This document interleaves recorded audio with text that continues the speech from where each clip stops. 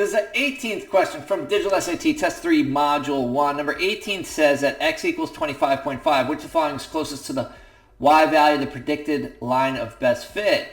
So you go to 25.5, it's right here. You follow the line up, and you see it meets the line where your y is just above 8. Your answer here is going to be 8.2.